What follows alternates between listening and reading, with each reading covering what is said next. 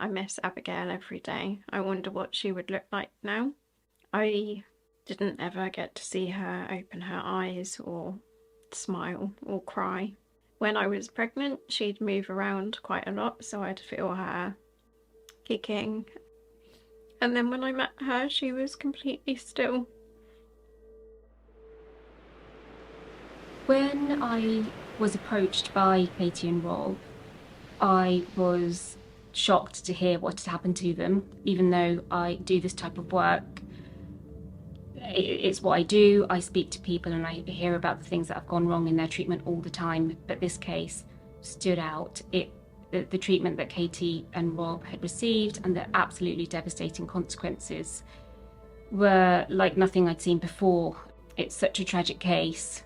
And when they told me what had happened and the fact that they had lost their baby and that there was to be an inquest into what had happened surrounding the events, I knew immediately that I wanted to help them, and I knew that there was nothing that I could do to bring Abigail back.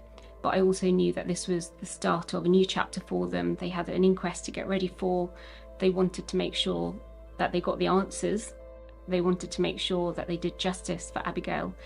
And I knew that I'd be able to help them to prepare for the inquest, to represent them, and to help them with a claim. Katie and Rob, they didn't know what had gone wrong. They didn't know whether different treatment would have made a difference to Abigail and to Katie shortly after Abigail was born. They wanted to know whether, if they had been invited to hospital earlier because of the bleeding, whether that would have potentially saved Abigail's life. I knew that this was something that I could help them with, working with the experts that I know would be able to help them find these answers. I also was really keen to make sure they were represented at inquest, to make sure that that process was utilised in the best possible way so that all the relevant evidence was heard and the coroner was able to come to the right conclusion.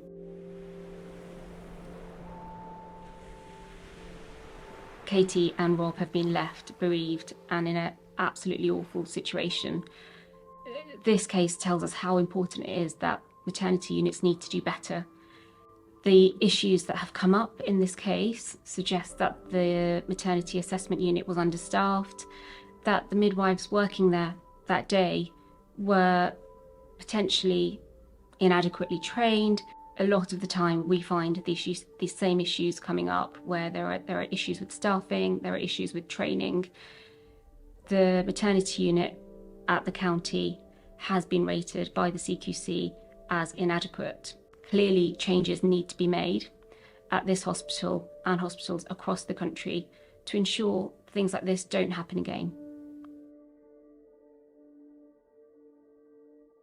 This is a very significant case because it shows us where we've got staff that are inadequately trained, where there aren't enough staff or maternity units, what the consequences can be. This highlights the need for more staff, it highlights the need for better training, it highlights that people need to take notice, the government needs to take notice, and changes need to be made in order that maternity units across the country are safe places where families can go and they can be confident that they're going to get the right treatment.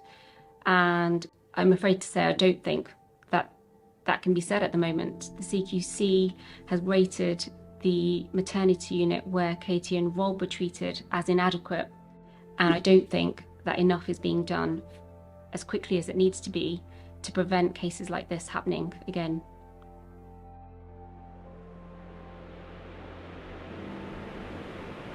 The support from Slater and Gordon has been so important to us. Our solicitor has understood from the beginning what we are hoping to achieve in bringing this case. She's been so compassionate and kind in her approach to us, and it is only thanks to their support that we know what happened and we know what went wrong.